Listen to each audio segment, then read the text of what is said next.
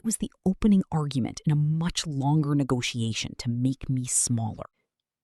What I didn't understand, not for years, was how much Walter resented my success. It started small.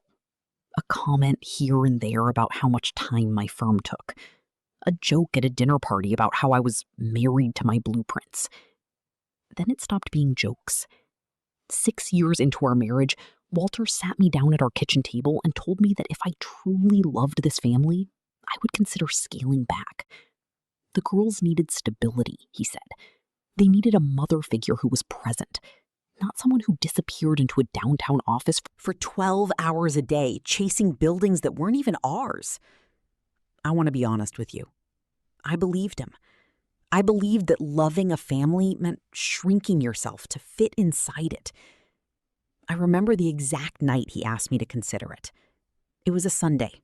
He'd had a bad week at the dealership, a shipment of cars delayed, a loan payment he was scrambling to cover, and he sat across from me at the kitchen table with an expression I had never seen on him before, something between shame and fear. And he told me that watching me build something extraordinary while his own business struggled had started to feel, in his words, like living next to a house on fire, while everyone tells you how beautiful the flames are. I didn't understand at the time that what I was hearing wasn't a request for partnership. It was the opening argument in a much longer negotiation to make me smaller.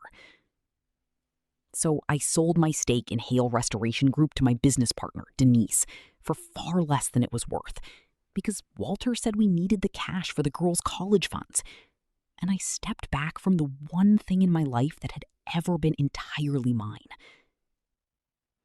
I didn't know, not then, what that stake was actually worth.